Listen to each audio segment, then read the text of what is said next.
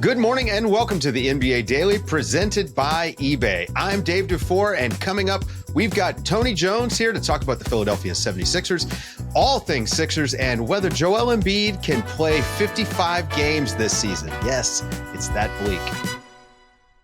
Welcome back to the NBA Daily. I'm Dave DuFour here with Tony Jones, and that means it's our Philadelphia Sixers preview.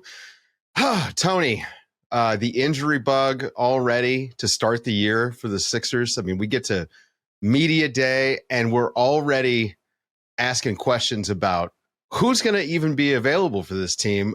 Tony, you are moving over from Utah to the Philadelphia 76ers for us at The Athletic. What's it like covering a team that just seems to be about the injury report more than it is on the court?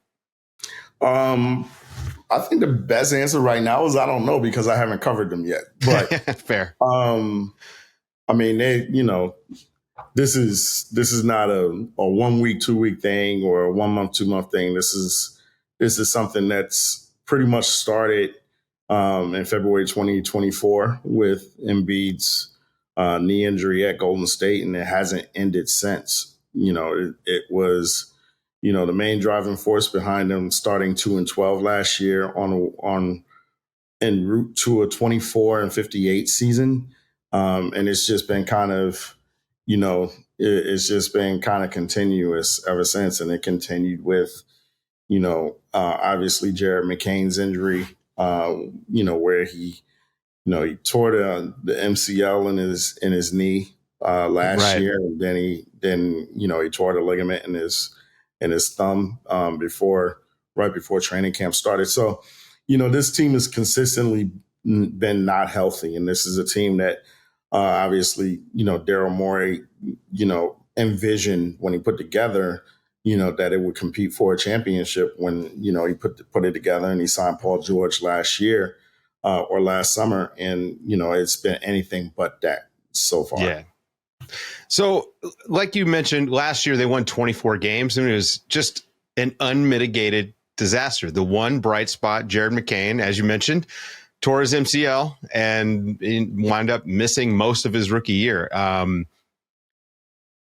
Joel Embiid is the biggest question mark. I mean, he's the MVP. He's the best player on the team, especially when he's healthy. I mean, obviously. What does the start of the year look like for Joel Embiid first? I mean, it seems like McCain's going to come back from this injury. It's not going to be something that's going to have him out, beyond Thanksgiving, probably.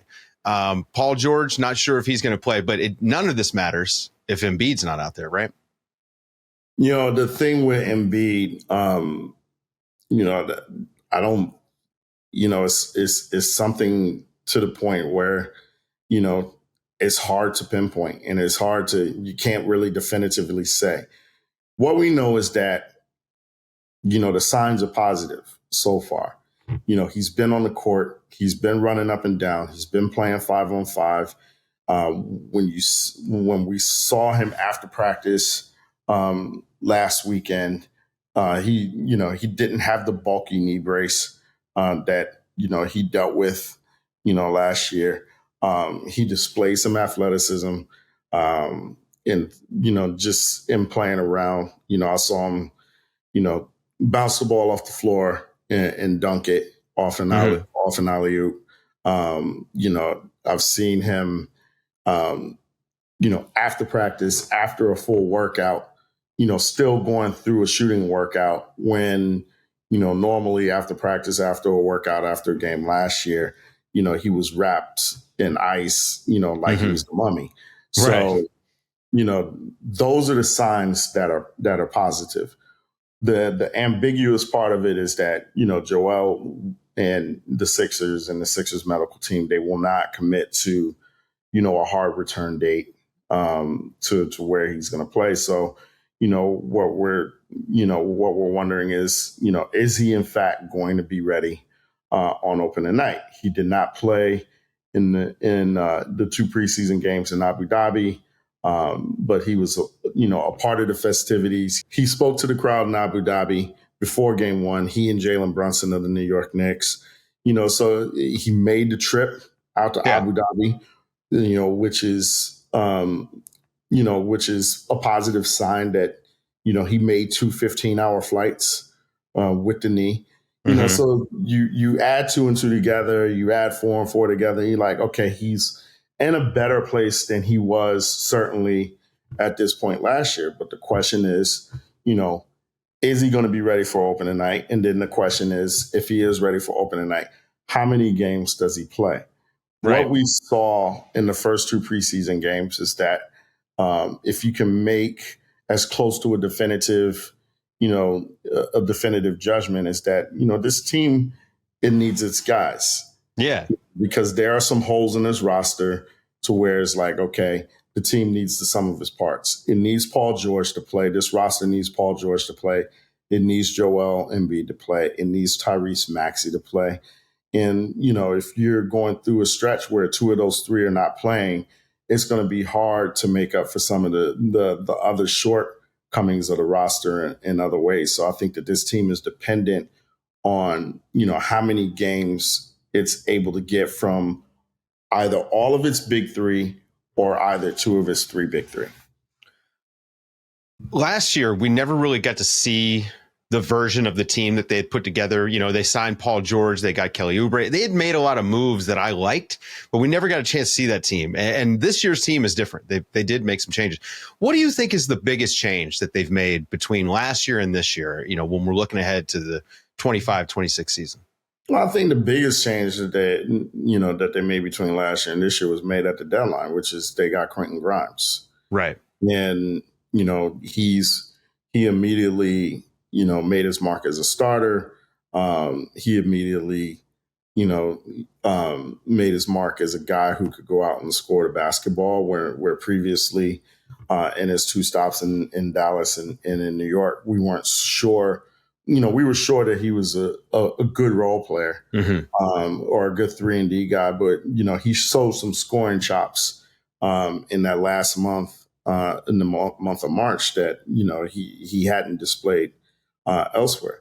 Now the question is this: is this just a guy that's going out and scoring 20 a night in March, or is this a guy that can really score 20 a night when teams are really trying? Because in March, the Sixers weren't trying. They weren't trying to win games. They were trying to lose every game possible. And, a lot of the teams that they played in the month of March and April, they weren't really trying a whole heck of a lot. Yeah, it's fake basketball. Right. So, there are a lot of people who go on insanity runs in the month of March. So the question with Quentin Grimes is, was those scoring chops real? Or, was this just, a guy going off in the month of March? So the Sixers needed to be the former. They needed to be real, because they're going to need his shooting. They're going to need the rim pressure that he showed off the dribble. They're going to need, his ability to defend the perimeter with size. They're going to need his scalability. From, in terms of being able to kind of play at the 1, being able to play a little bit of 2, and also being able to play a little bit of small forward. So I think that's the biggest change. I really do like the addition of Trendon Watford, in the free agency pool. Guy, he's a 6'7" guy, really, really close friends with Tyrese Maxey.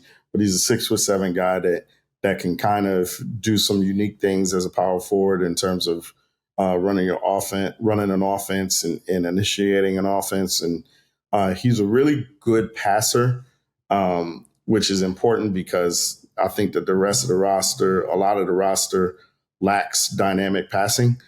So I think that Watford's going to end up being an important part of what the Sixers do. I want to go back to Grimes real quick because he signed the qualifying offer, so clearly the Sixers and he don't necessarily agree on whether or not the basketball was fake in March and April. So I think that's like an important thing to watch this season. Like, do you worry about, when we don't see a lot of guys sign qualifying offers, Tony? Like, I mean, this is kind of an interesting wrinkle for this team this season.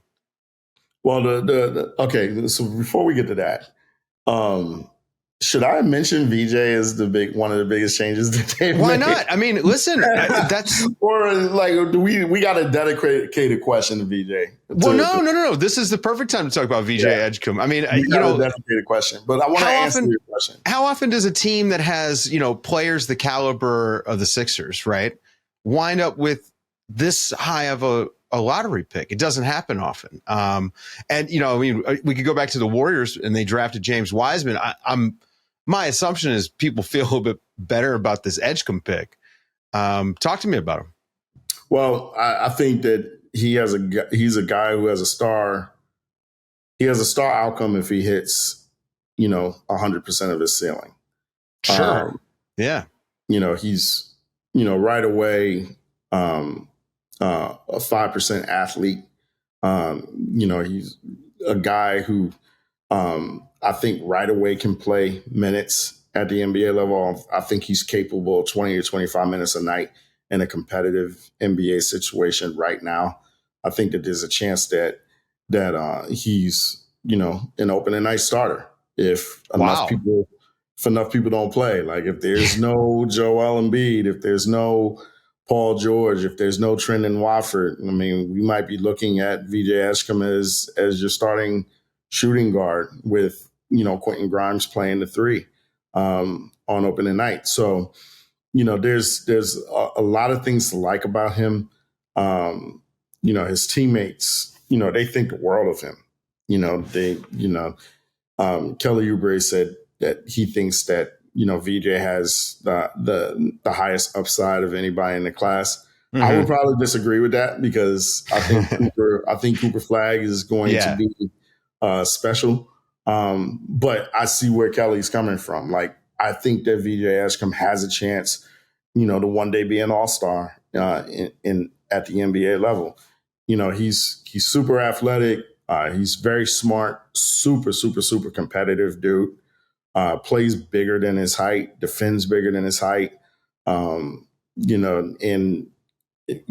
He's got flaws in his game. Like the jump shot is going to have to come a long way. Mm-hmm. And he's going to have to tighten the handle up. But, in terms of upside, he's got a ton of it. And he's a guy that should be able to play for the Sixers from day one. How much of that played into their negotiations with Quentin Grimes, you think, having a lot, a player like that in-house? A lot. And do you think that could affect a potential pivot that this team makes this, depending on what happens this season? We keep saying like their guys have to play. If we're in February and nobody's been playing, I mean, do you just start to say, hey, maybe this is the future we need to be thinking about? Well, that's the thing. I don't think that Daryl Morey can think along those lines because I don't know if the Sixers have to pivot and they have to pivot for the second straight year. I mean, then what happens with Morey and what happens with head coach Nick Nurse? I think that those two are in a position where they have to win this year, where winning is important to show that this ship is sailing in the right direction. I think that Daryl on some levels, knows that as well. I mean, I don't think that he's obviously not going to publicly be like, yeah, I got to win or else. Right. But, publicly he did say, we know that, we have to win. We know that, we have to show and prove, and we're anxious to show and prove that we can win games. And, we know that, essentially talk is cheap. We can't just go out and talk about winning games. We have to go out and actually, win the games. So, I think, with Grimes, do you want to commit 4 years and $60 million or $65 million to a Quentin Grimes when not only you have VJ Edgecombe on a rookie deal, right? You also have Jared McCain on a rookie deal. Both of those guys really have a chance to be dynamic guys. Jared McCain has a chance to be really, really, really good offensively. And they're different enough players that VJ Edgecombe and Jared McCain can absolutely, coexist in the same backcourt, as they grow and as they mature. So if you're Daryl Morey, do you want to commit all of this money to a Quentin Grimes when you have these two, dynamic young pups that are coming up, and you have to give them the runway to play. Right. The conundrum for Daryl Morey is, I believe that he has to win this year, and I also believe that you ain't winning games without Quentin Grimes, or at least the March version of Quentin Grimes. So, I think that, they're going to have to figure out a way to develop VJ Edgecombe, develop Jared McCain, while also giving Tyrese Maxey the runway to be an all-star, or possibly, try to have an all-NBA level season, while also getting Quentin Grimes 25 to 30 minutes a night, because you're going to need that versatility in that shot making in order to win games. So I don't know how easy it's going to be to give the runway to those four guys that they need, while also fostering a winning environment. They have talent, but again, it's getting the talent on the court. We're going to take a quick break, and then we'll be back to talk about expectations. And I want Tony to give me some predictions.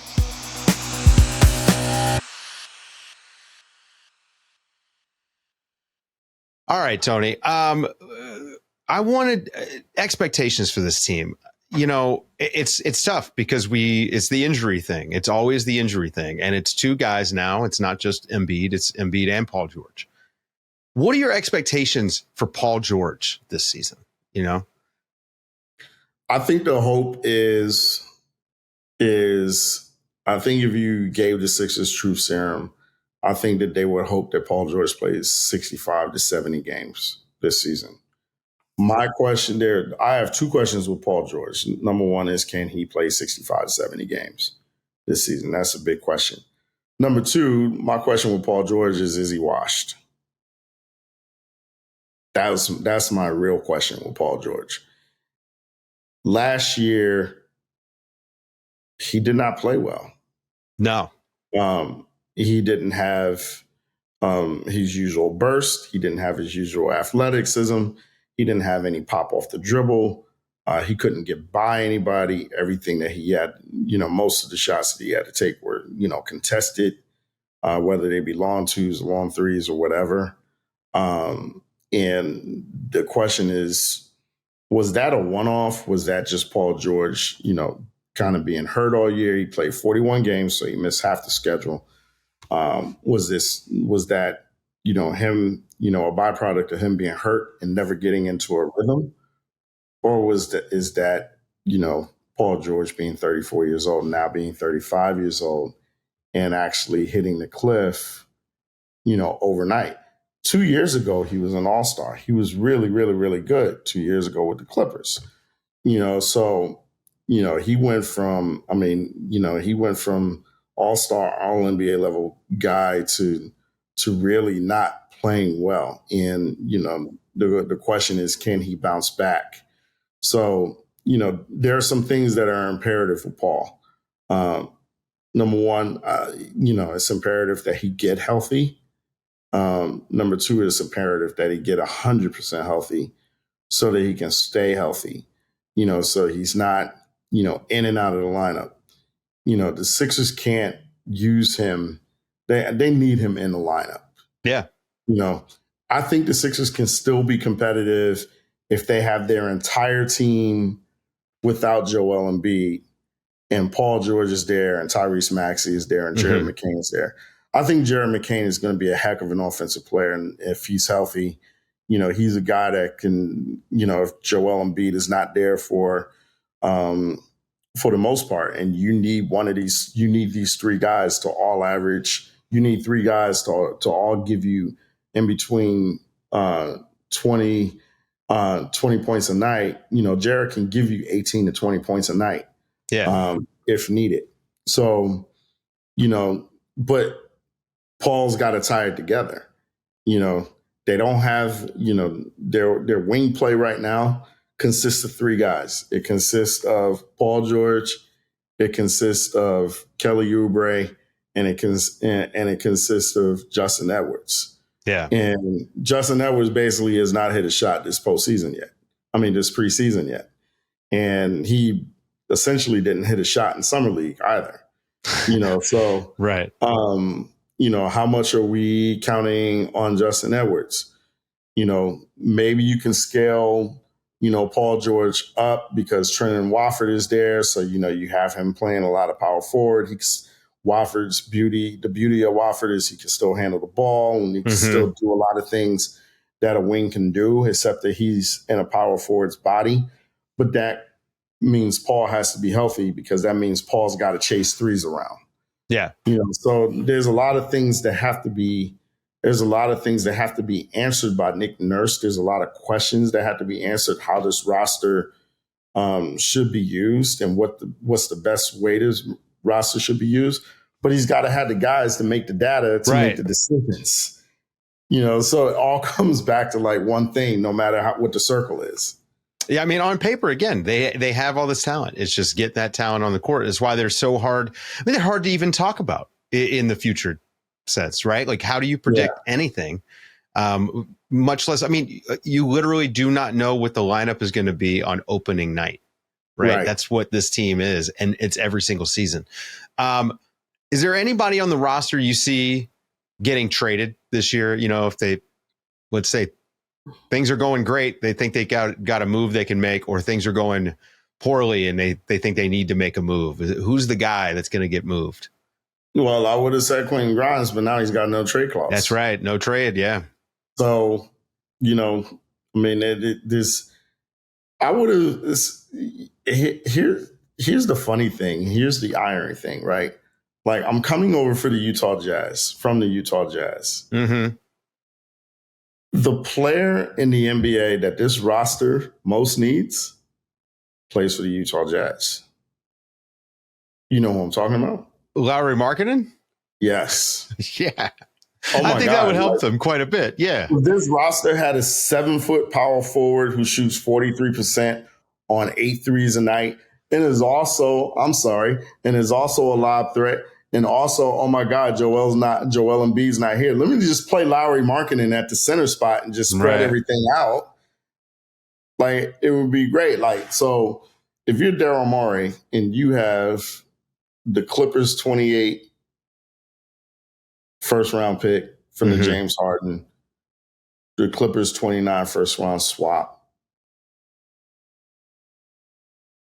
do you try to put together salary? Those are looking like really good picks too. Oh, those are looking like great picks. Right. I mean, let me repeat this. The Sixers have the Clippers 28 first round pick unprotected, but they also have the swap in 2029 unprotected. And those guys are that current core is gonna age out. They won't be there then. Yeah, definitely not. Those are some premiums. Those are actually some premium assets at this point.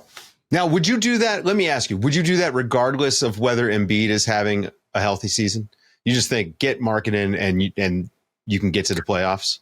The only way they could do it is trading Paul George. It's the only that's the only way to make the money work. And you probably have to find a third team to take Paul George. Maybe that's one of those scenarios where it's like the Miami Heat, or one of these teams that you can convince, or maybe they just want a guy like Paul George. Yeah, like Paul George doesn't make sense for the Utah Jazz. Yeah, no, definitely not. You would have to, and that's the other thing. Like, if I'm trading for Lauri Markkanen, I kind of want Paul George on the team. Yeah. Because, if I have Paul George on the team, it's like, all right, Paul George, Tyrese Maxey, Lauri Markkanen, and Joel Embiid. It's a crazy lineup. Yes. And then all of a sudden you can kind of cushion if Joel, because that's the question with the Sixers right now is, if Joel Embiid plays 41 games, can they win enough for the other 41 games? Right. For it to matter. For those 41 games that he plays to matter. And, that's the question. How good is this team when it doesn't have the sum of its parts? That's going to be the big question. So, I kind of want to see the Sixers. I'm most curious to see how the Sixers look with, Tyrese Maxey, Jared McCain, Trendon Watford, and Quentin Grimes, but without Joel Embiid, but also without Paul George. Right. How good is that team?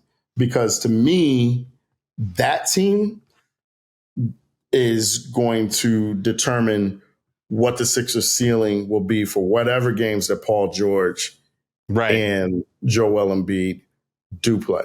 Because those are the guys that you probably can depend on this season. Those are the guys you could probably depend on for 70 to 80 games. Like, Tyrese Maxey has, traditionally been durable. Quentin Grimes has traditionally been durable. Jared McCain has traditionally actually not been durable.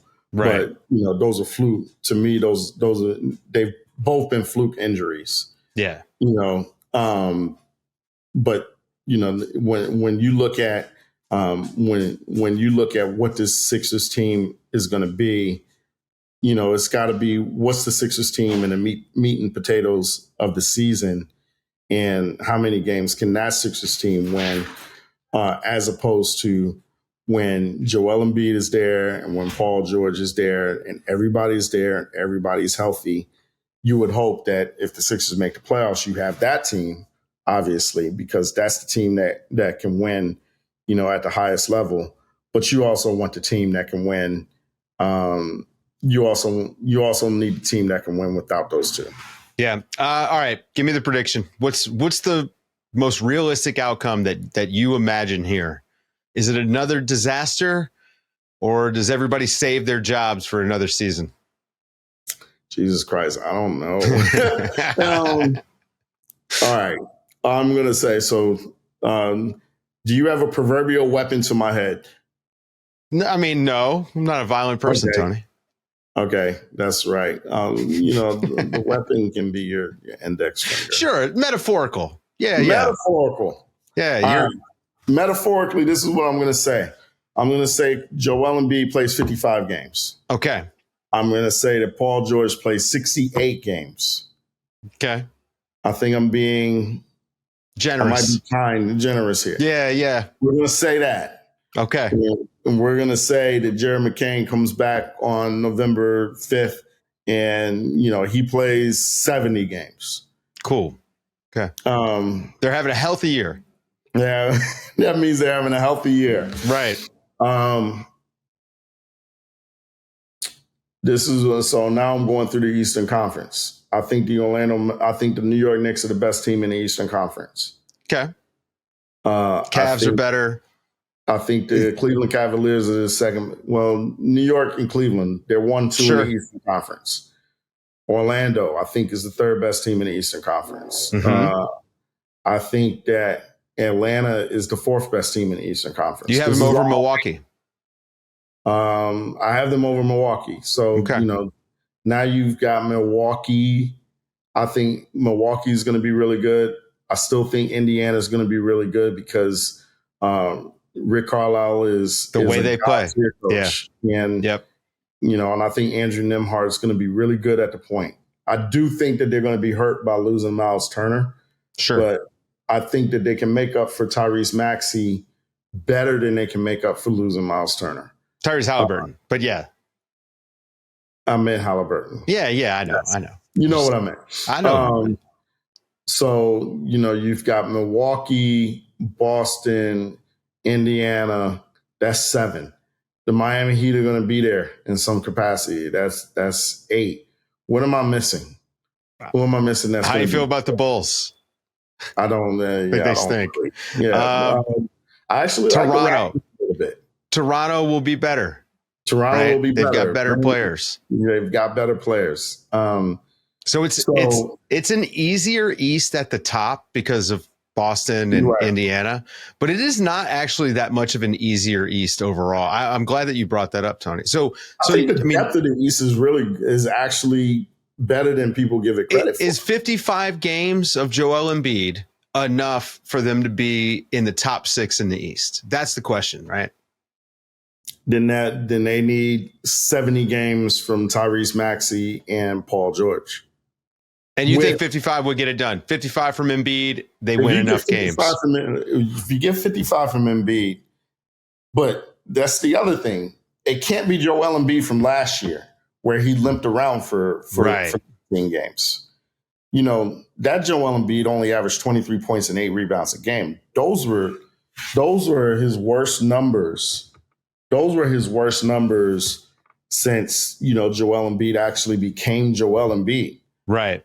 So they don't need 34 points and 11, 12 rebounds a game, Joel Embiid, but they need like 28 and 10, 28 and 11. Yeah. You know, they need a Joel Embiid that's still really, really, really good. He needs to be the best player on the court when he's out there. Yeah. So, you know, if they get 55 games from Joel Embiid, but you get 70 games from, you know, the rest of the roster in some capacity, is to me, I still think your ceiling is probably 4.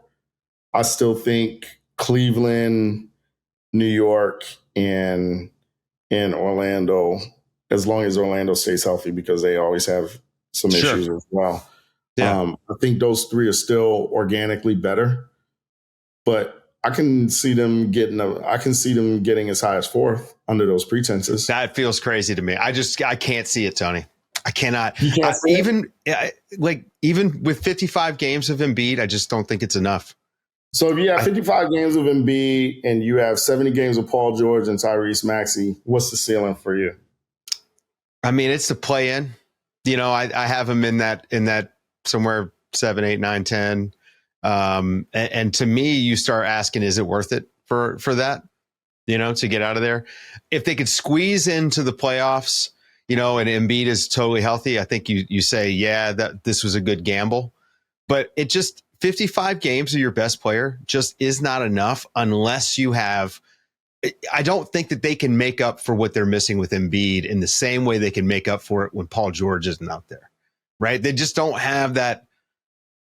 Like, even by committee, they don't have anybody who can do the things that he does and create. I mean, the gravity that he's got, right? Like, nobody on that team is as scary as Joel Embiid when he's healthy. So the problem is you're not getting 70 from Joel. Right.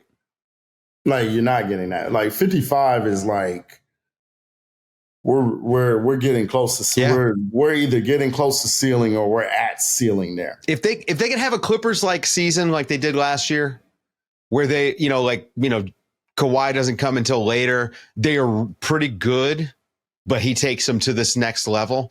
But that required close to an all-star season from Norm Powell. Obviously, James Harden had a really good year ahead of that. That means they had Zubac. So that means Paul George and Tyrese Maxey are both all-NBA players. Basically, right? They would have to be all-stars for sure. And then you worry about, like, the defense that Joel Embiid brings gets overlooked a lot. That's the overwhelm. So with the knee, I think that's what's hurt him the most. Mm-hmm. People don't realize Joel Embiid, people, obviously Joel's scoring was so ridiculous that, you look at the scoring or whatever and you look at, but his advantage over Nikola Jokic wasn't offense. Right. Like, his advantage when you were, in those Nikola Jokic conversations was that Joel Embiid was pretty much the best drop big in the league other than Rudy Gobert. Yeah, he was a monster defender and could just do more stuff than Rudy too, by the way. Well, he did more stuff than Rudy offensively. Right. But he couldn't guard the perimeter like Rudy did. Oh, yeah. Yeah, but in terms of like drop big and, forcing teams to live in the mid-range and keeping and his actual rim protection, like, he wasn't a shot blocker. He was a rim protector. Right. Like, Joel Embiid was a phenomenal defender in his prime, and nobody talked about it. Right. And, The Joel Embiid I saw last year was a fraction of that defensively. Yeah. That to me is the biggest problem that they've got. Right. It's that they missed that level of defense from him. And I just don't think 55 games of the other stuff is enough to make up for. If he plays 55, that means he's only missing 27. Sure. That's a pretty good ratio. But how many of those 55 are they going to win? Right. So you got to win.